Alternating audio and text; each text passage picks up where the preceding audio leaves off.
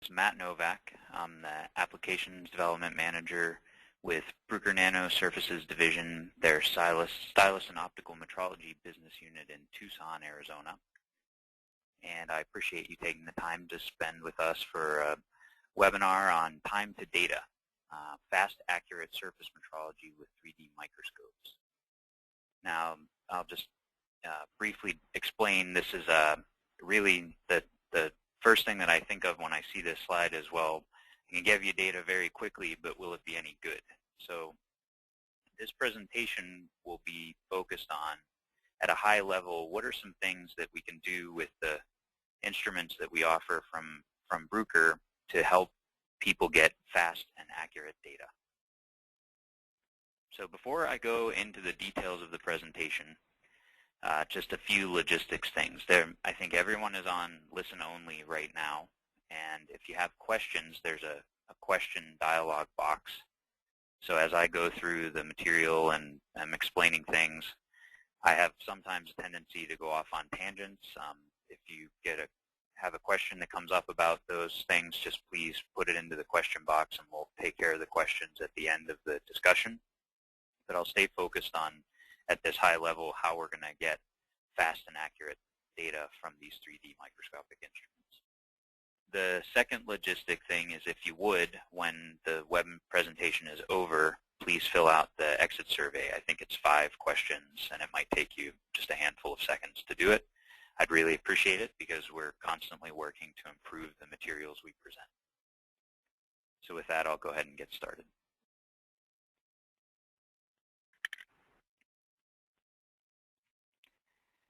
So first of all, why do we need to go fast? That's the first thing I'll speak about. Then I'll give a brief list of some inspection methods and just speak a little bit about each of those. Then I'll give an overview of Bruker's 3D microscopes, the 3D optical profilers. Many people call them an optical surface profilometer. But we like to think of them as a microscope that allows you to measure vertically as well at very high resolution. And I'm going to talk a little bit about how they work, and then I'm going to talk about how you can set up measurements, analyses to optimize the time you have to good data. Because then we can speak a little bit about, in the question and answer after the conclusion, if there are people that have thoughts about how we go about doing these types of things.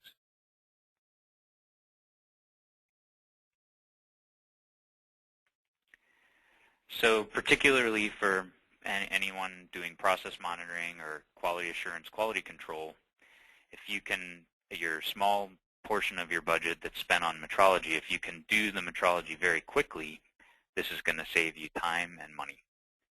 And for our customers, I'm involved in customer support and technical questions and answers, and over again, throughput and accuracy. Those two things. If you can go very quickly and do it accurately, these are the keys they have to proper monitoring of their processes across a wide variety of production, whether it's electronics or medical type production or other areas of industry.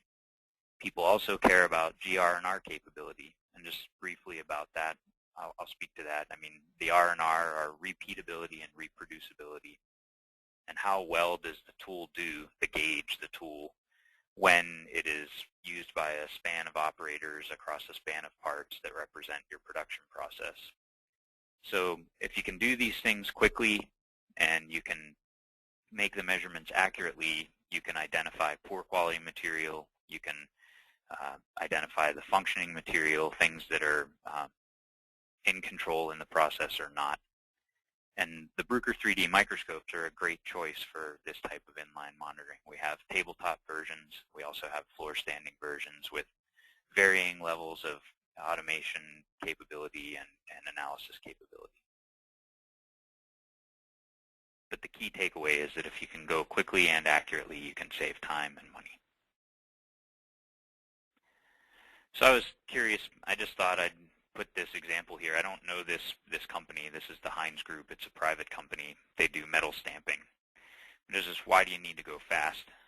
And I just thought this was an interesting example. They talk about 1,500 strokes per minute on metal stamping processes, and they have pictures of a lot of different interesting parts on their website, and they show measurement tolerances as demanding as 5 microns, and I'm considering that could be depths and dimensional, positioning of holes or through holes, drilled parts, sizes of openings, etc. And the interesting thing is that, a vision system might be able to go quickly enough to do, a lot of this type of high-speed metrology, but it doesn't give you the vertical information that you can get from the types of 3D microscopes we offer from Bruker. So I just thought it's kind of interesting to keep in mind that there are many different examples. This is just one of places where going quickly could help control the process that's making the parts of production. Here's some other examples. It's just interesting also to think about tooling or thermal spray-coated processes, for example. This type of a hard coating process is another one where we've seen where the coatings are either functional or meant for durability of a part, but the texture, if you see quality of the coating texture degrading, you can analyze this in line. You can also use this type of coating to put down features of certain shapes or sizes. For example, there are surgical cutting scissors shown in the upper right corner, and the shape and size of a thermal spray coat on there helps to isolate electrically those cutting scissors. And that's something that those are made in massive volume, and the thermal spray coating is controlled in line by some form of metrology. And here is another example where doing that quickly and accurately can save lost material and lost added steps in the production process downstream.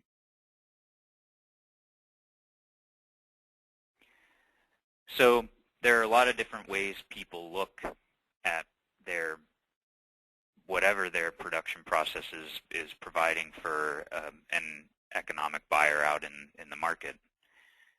People use toolmakers microscopes, bright field microscopes. Sometimes they use stylus profilers, or just, these are beyond simple gauging or other measurement tools. But then laser line scanners become more automated. Sometimes when fine details are needed, someone will use an SEM. For heights, you have to prepare the sample properly. You have to section it, and if you want to look at height data, so to speak, you would need to cut it in a transverse direction in order to be able to provide that. Some people would use an AFM, or we can also offer a 3D microscope as one of the instruments that can be used to do this type of inspection. So the key thing that I'm going to try to focus on for the coming parts of this discussion is if speed is a key, and accuracy and resolution all being equal, the 3D microscope that we offer here from Bruker offers a very great benefit for a vast array of applications.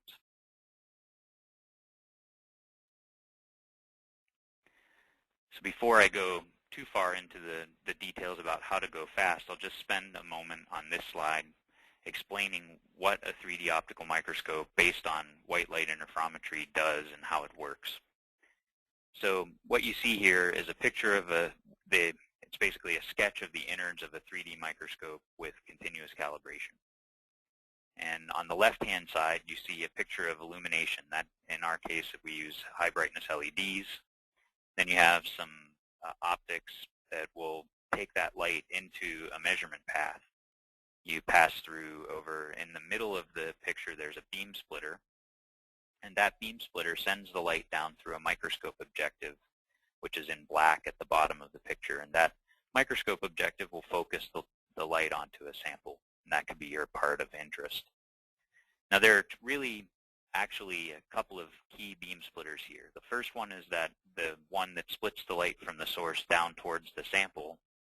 But then there's another that's inside the microscope objective, which allows for the generation of a reference. And that's where the interferometry takes place. You have that small rectangular box where there's the triangle of light in the bottom of the diagram.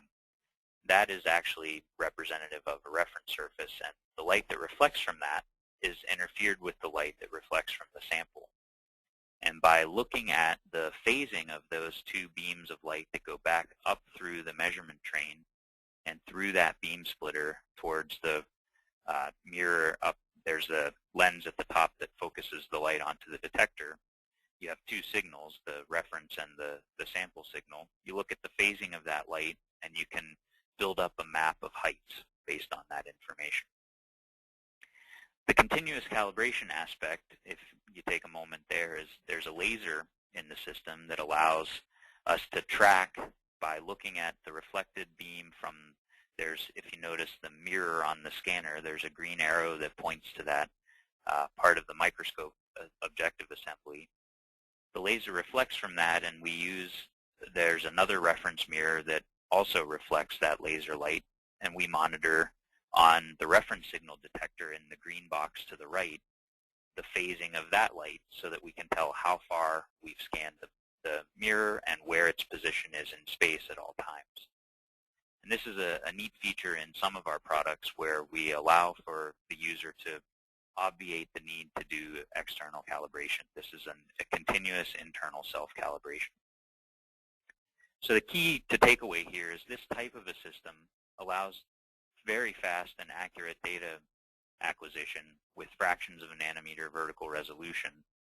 And this is something that's independent of the field of view of the microscope objective that you put on the instrument. So you can look at big fields of view with very high vertical resolution.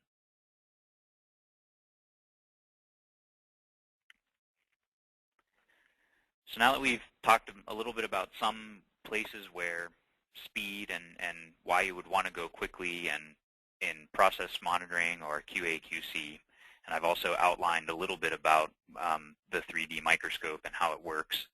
I'd just like to go over just a few steps. I think this is really the four kind of main areas where you can make huge gains in terms of optimizing both the time and the quality of the data that you get.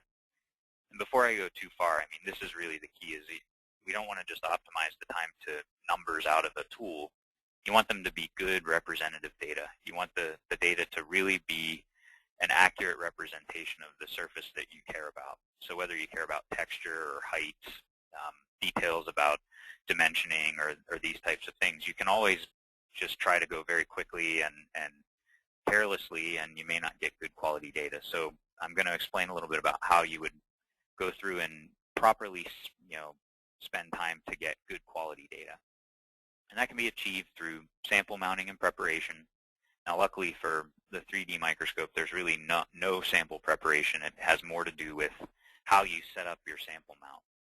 And, we sell vacuum fixtures, for example, to allow for very quick, kinematically repeatable mounting. You can put pins on stages or recesses in mounts. And I won't focus a lot there.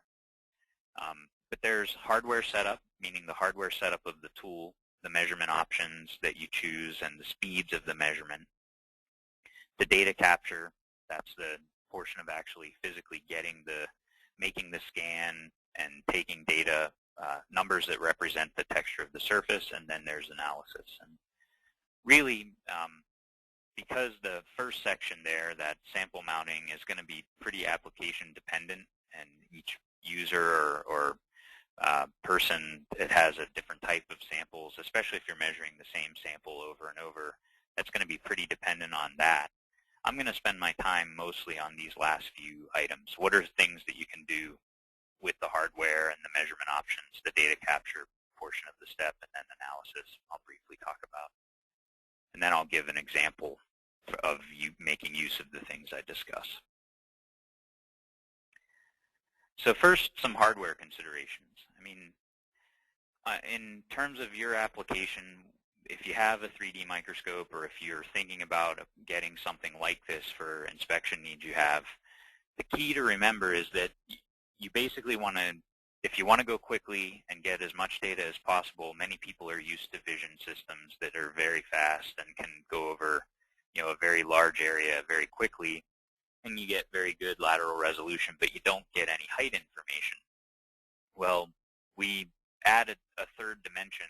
The 3D aspect of this is that you want to get the vertical information as well. And these pictures here are just some sensor elements that I've seen as samples. They're laser cut, and you can look at different sizes and dimensions of the information there. But the key is to get as much information as possible about your process in a single measurement. So if you have a smooth surface, you could get that information as quickly as a second or so. Actually, the data come in a tenth of a second, and then there's some overhead and processing, and then the number that represents roughness or surface height could be reported to a database within a fraction of a second. If you have a longer vertical scale, which if you look in the right-hand side, I think the vertical scale is about 20 microns, or a thousandth of an inch or something like that, or if you have to scan a few thousandths of an inch, then you add some seconds to the overhead of the measurement. So it's key, if you can get away with monitoring what you're interested in learning about for your process, to get the data in a single field of view. And that's that first picture on the top. You see a few millimeters by 1.7 millimeters.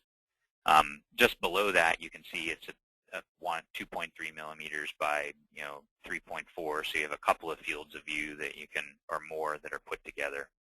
And then in the lower left, you can see an even larger area, 4.4 by 5 millimeters roughly. So when it's possible, get the information in one field of view, meaning you're going to use a lower magnification microscope objective, and I'll talk a little bit about that coming up. If it's not possible to do that, you can stitch, and I'll also describe a little bit about that.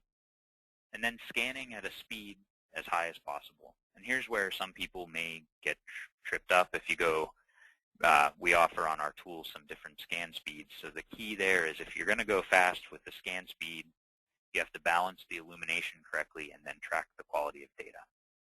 And by track the quality of data, I just mean make sure that your numbers make sense for the process you're doing, that you can check the repeatability and reproducibility.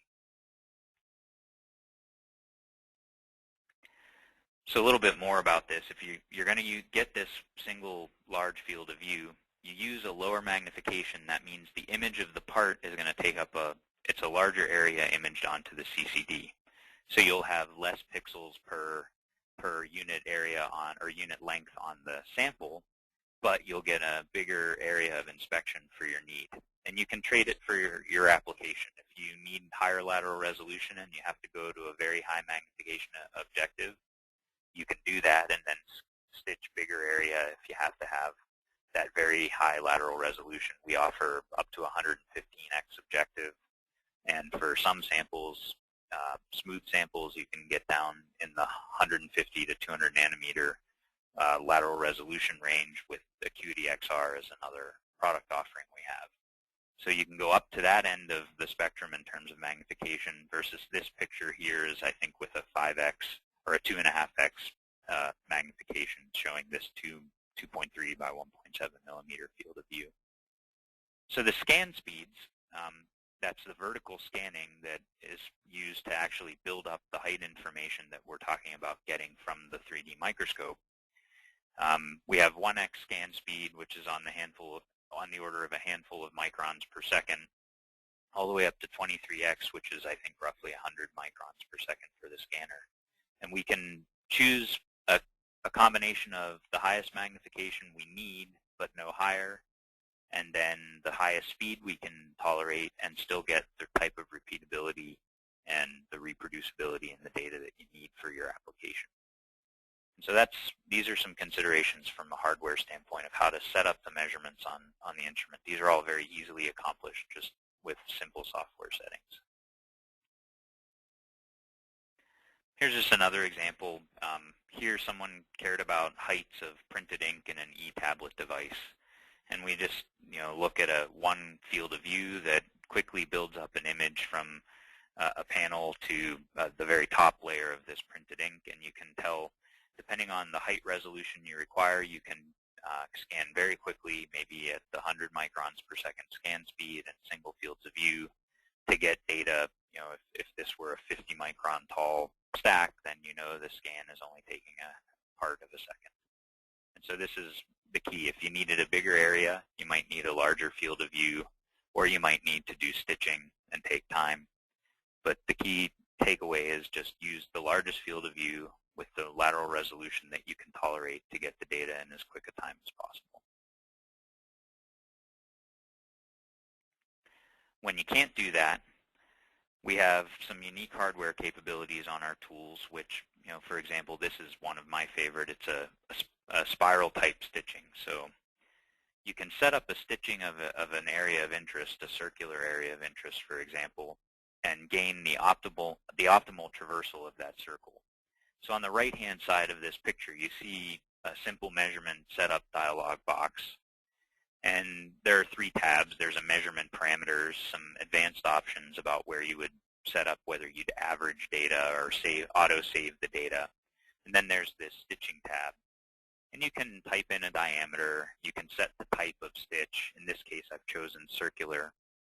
With a center, you see the center red dot there. That, if you look at the small dialog to the left, you see circular, annulus, reference, and traversal. I haven't set up the annulus portion of this yet, but I do tell it that the reference is the center. And then the spiral traversal. If you choose that spiral traversal, you can actually optimize the path and overlap of the measurements, and you'll see a little bit more about this later. When you need a bigger area of interest than one single field of view, the beautiful thing about the 3D microscope is you still get very high vertical resolution if you need it for these vertical scanning interferometry measurements or VSI measurements on the order of 3 nanometer vertical resolution. But there's also, you get the same lateral resolution of the microscope objective of choice. And so that's a very good, powerful feature. You can use this type of setup to set annuli, rectangular and circular areas, and then set measurement speed as you need.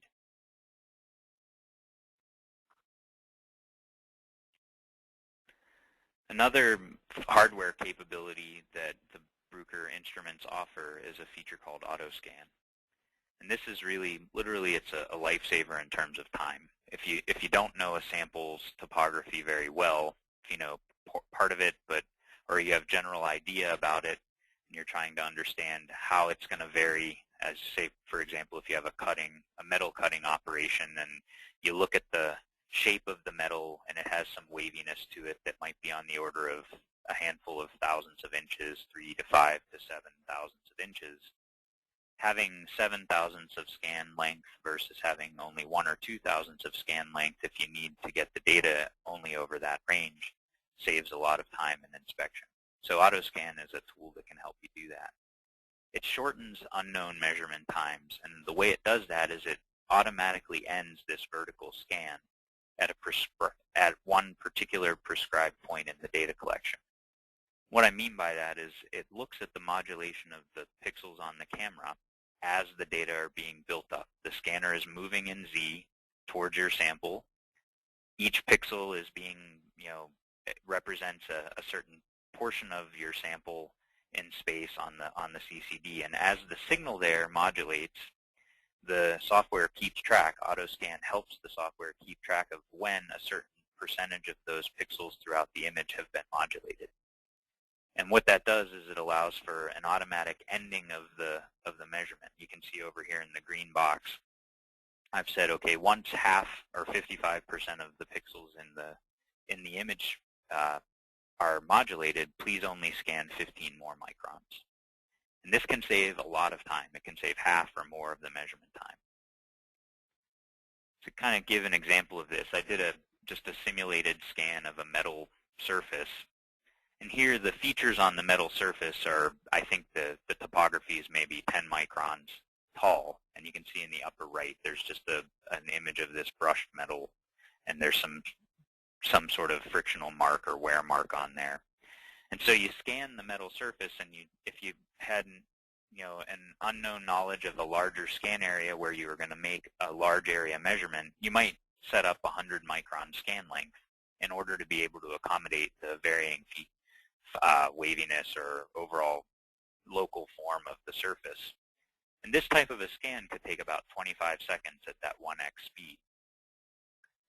1x would be a useful speed to use if you were interested in the highest accuracy and repeatability and reproducibility on the roughness data, for example. if those were key areas of interest, you would need to go at a 1x scan speed, and it could take you potentially 25 seconds.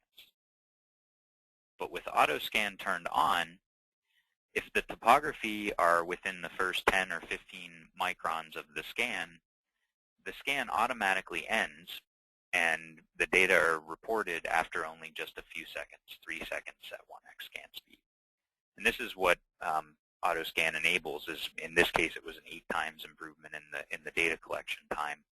And for surfaces, if you're going to stitch, a 20 millimeter area, and you have really long scan lengths in there in order to accommodate the local topography, this feature is literally a time. It saves so much time in terms of process inspection.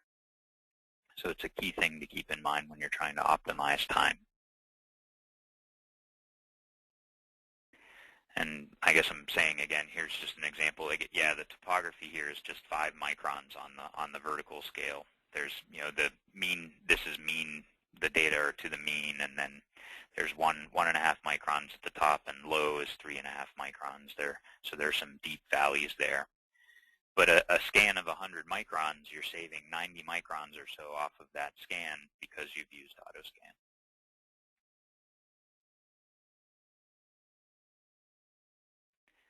So some other interesting and very powerful software tools that are used in setting up the measurements for our 3D microscopes. We have very easy grid and scatter automation setup. And what I've shown you here is just a simple software dialog.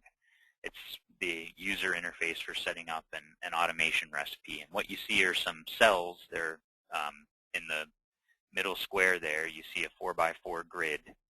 And you can rearrange the order of the cells, and you can set up how many cells you have and what their sizes are and the measurement locations. And this will allow for repeated inspection of a tray of parts, for example. You can have the same measurement recipe and the same the same analysis setup, and then measure several parts in a larger tray that you would create. This goes back to that fixturing, the hardware, and the sample preparation or mounting of the sample. But if you had a tray of an example of parts and you needed to inspect the same feature on each of those 16 samples, you could do that very easily with this type of an automation setup. And the stages can move at a relatively high rate between these sample measurement or these samples, and then the measurements can be initiated over and over again automatically. If you notice on the tabs here, we have a setup, a traversal, and alignment. So traversal is just showing that you can actually set you can choose between side to side or top to bottom, and this could be done for reasons of the heights are varying or the features of interest are varying in height from the top to the bottom. You could then use auto scan, and also return scan is another feature that we offer, where you can have the scanner return to the top 10% of pixels that were just measured, and that can allow you to track the varying height across a large range of parts and over up to an 8 or 12-inch stage that we offer on the tools. And these examples are just meant to show the simple interface for an engineer or user can set these up. And then once that's done, we also offer a very easy operator interface. We call it the advanced production interface, which here we show an example of a very simplified measurement setup screen, where once you've set the measurement recipe and you've set the automation recipe, and you have just simply at this point the need to capture the data, this type of a setup is very easy to use in line for process control or in a in-line monitoring example. So here you see a picture of a copper wire bond pad, and the bond has been removed, and we're going to look at the depth of that cavity of the bond. You can do this automatically using this type of easy automation setup, using the recipe settings for auto scan, return scan, and then allowing for an easy operator interface to be used, such as this one you see here. All of these tools together can combine to enable very fast and easy acquisition of data from the 3D microscopes.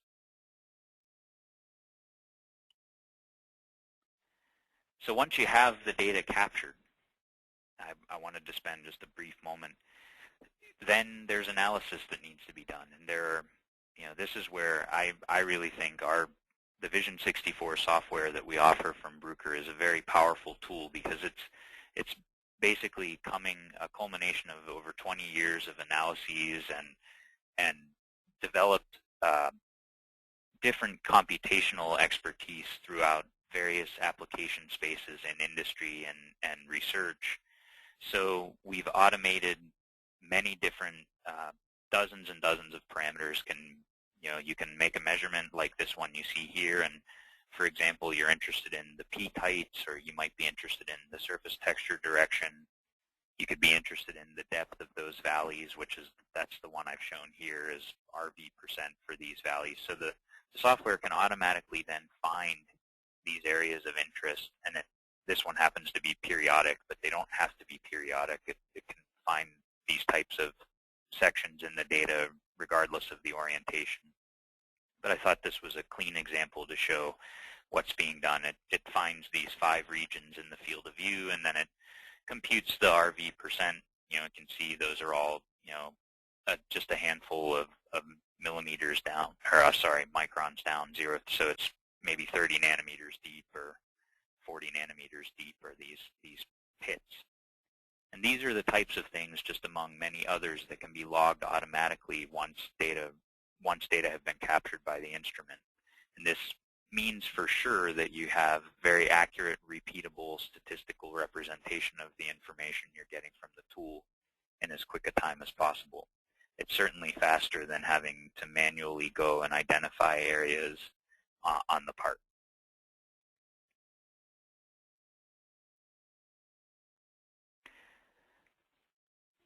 So now that I've gone through and spoken about some of the ways that we can enable you to get fast data and accurate data, I'm going to go through a simple example, and I'll take you through a few slides that show how you can use these techniques to help build up data in a very quick amount of time that's very accurate. So the sample is roughly 20 millimeters diameter, and it has about 0.5 millimeter topography. And for example, say I care about the roughness. I require enough lateral resolution to get roughness. So I'm going to try to use a relatively large field of view, but I'm going to go as fast as I can. I'm going to set up a high scan speed, this 100 microns per second scan speed. I'll use long VSI measurement scans. So I'll set up about a 500 micron VSI measurement scan. In other words, the scanner will move it could move potentially 500 microns each time it scans over this large area. And then because I require the local roughness information, the S parameter I'll look at, and also R parameter, in 2 dimensions, because I care maybe about some contours. I'll need to make sure I have adequate resolution, so I can't just choose, for example, we offer a 1x objective that has a 16 millimeter field of view.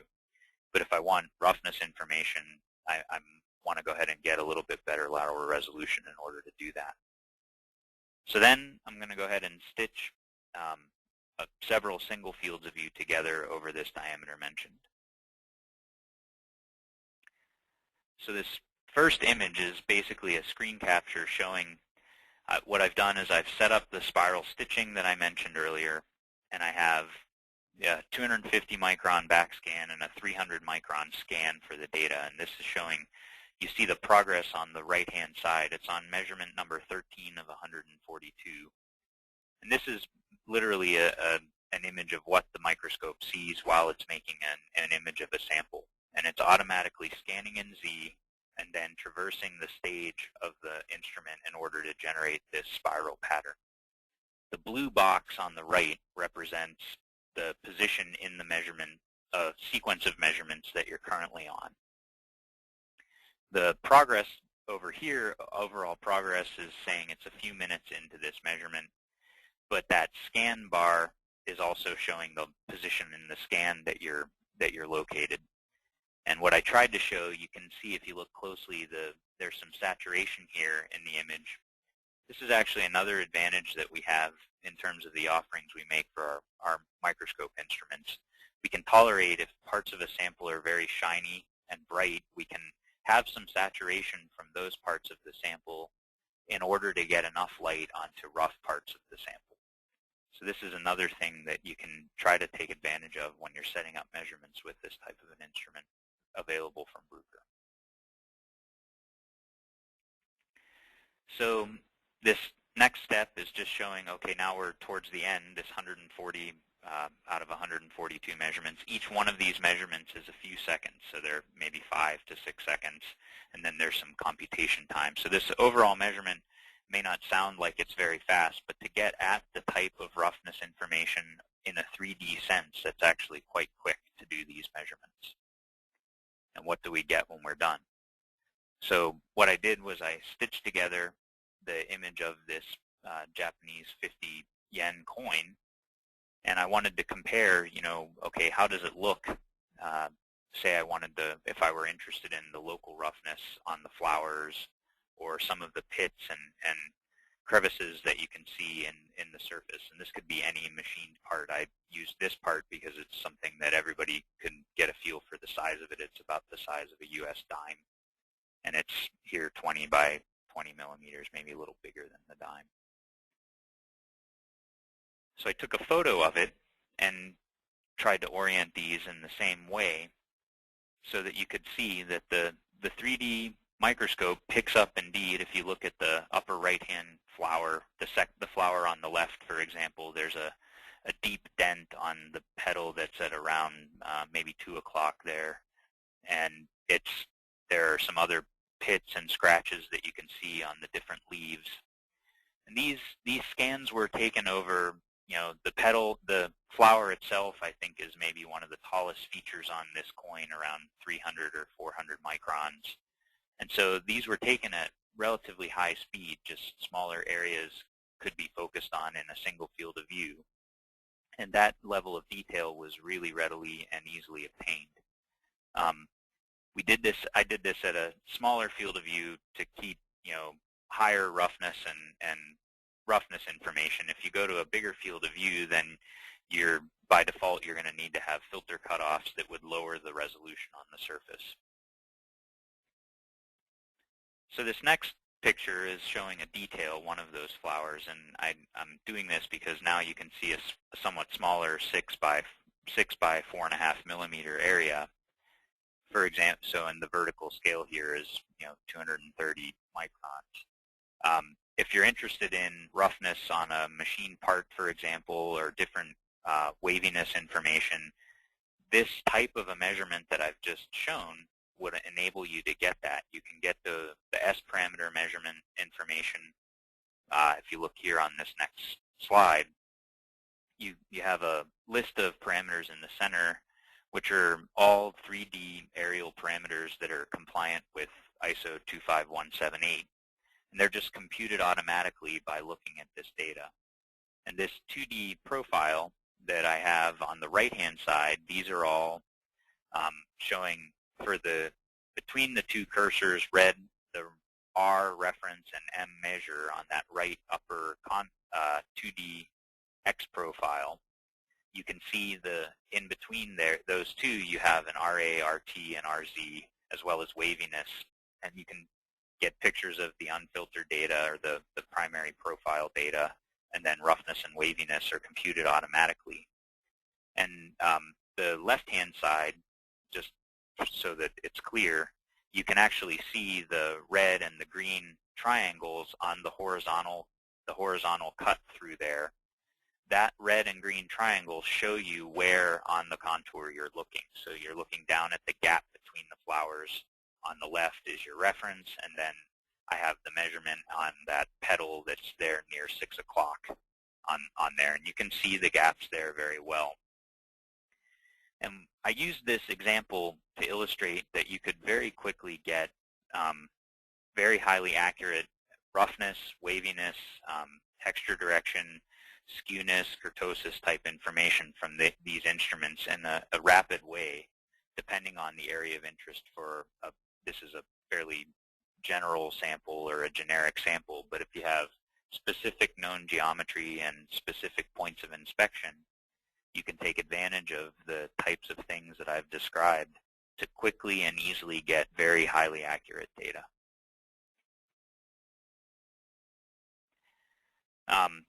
This slide here, this is one of the last slides, is just showing for simple ease of use. We have very simple setup in the software where you can, for two-dimensional profiles like you have on the right, you can filter them according to and do the computations according to either ISO 4287-88, or you can choose ASME standard computations, which are very similar. These are ways of defining the number of sampling lengths and what your cutoffs are for filtering. You can set those as well, user-defined, or you can do according to those ISO or ASME type standards, just by picking from a list and setting the cutoffs as you see in the left-hand blue dialog. So these are all recipe settings that can be done in a very straightforward way, and then the data that come from the tool then automatically are computed in accordance with these types of setup, and then reported logged into a database or reported at the end of a measurement run.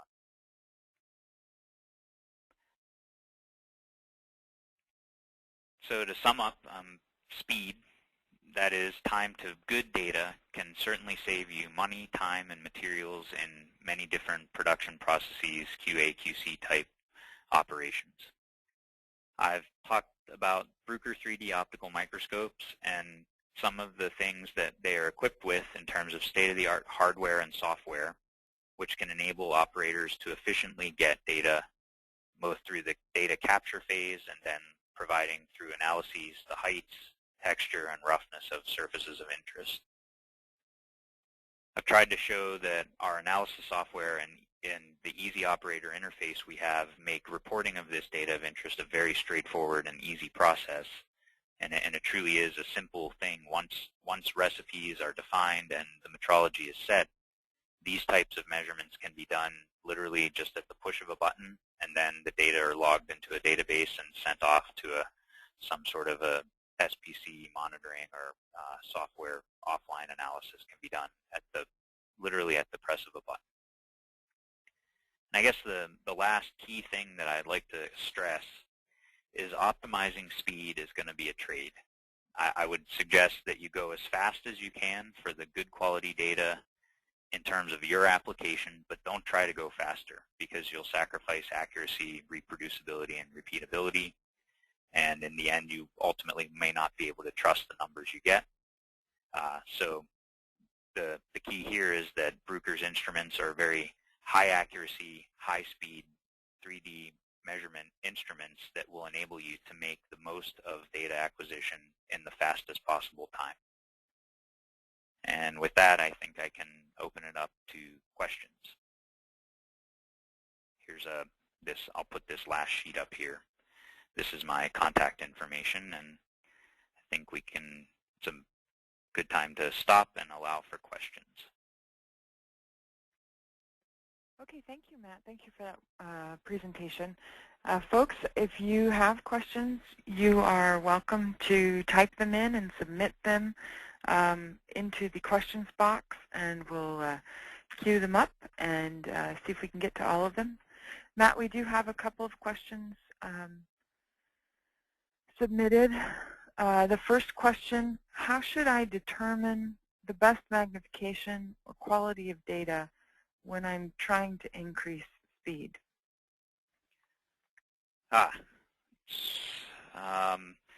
So I think here the key is, I guess what I typically try to do when I'm trying to optimize speed for a customer is I try to understand what types of tolerances they have on the measurement they're making.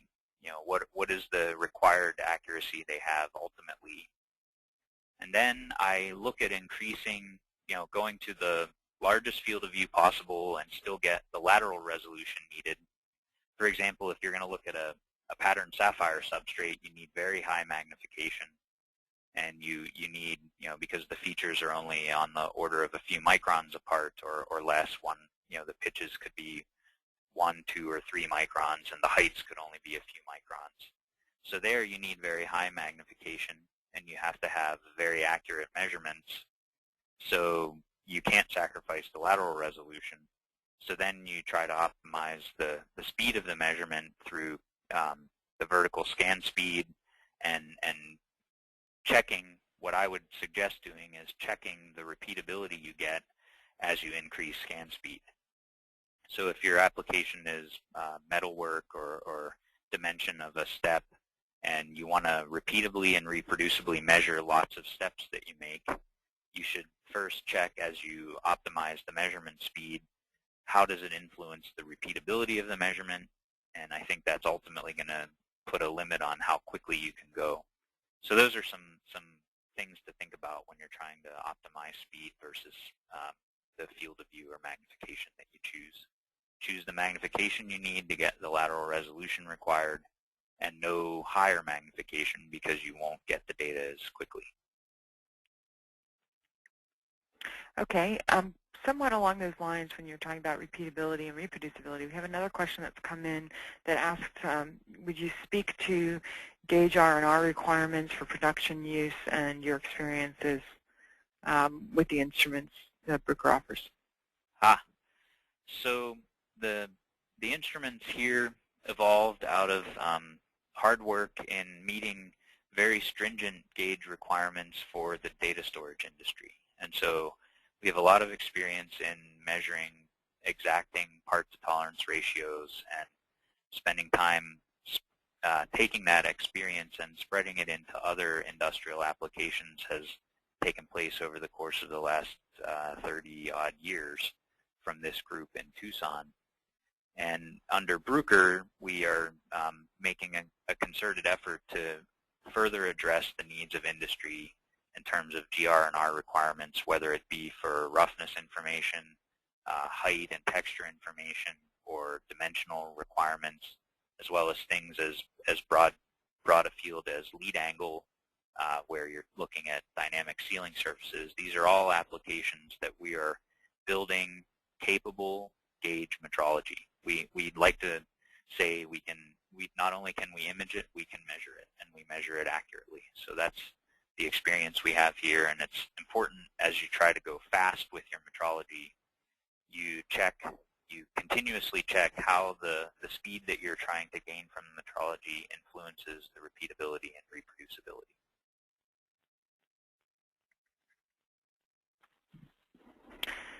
Okay.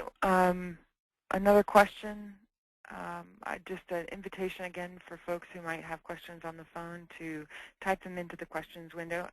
We've got one more here. The question is maybe a technical question about vertical resolution.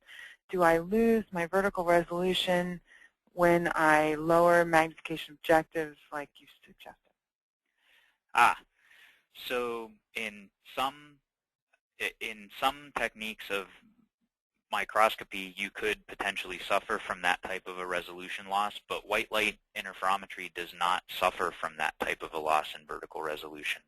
One of the beauties of this technique of building a 3D microscope based on WLI is that you have field of view independent vertical resolution. So if you choose a 5x or a 2.5x objective to get a reasonably sized FOV, you can still depend on that 2 to 3 nanometer vertical resolution for a vertical scan measurement.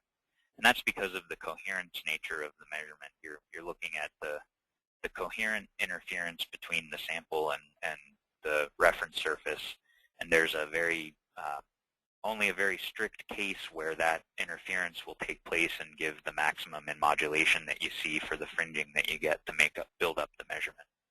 So the answer is no, you won't suffer from a loss in vertical resolution as you go to these larger fields of view to go faster with your metrology.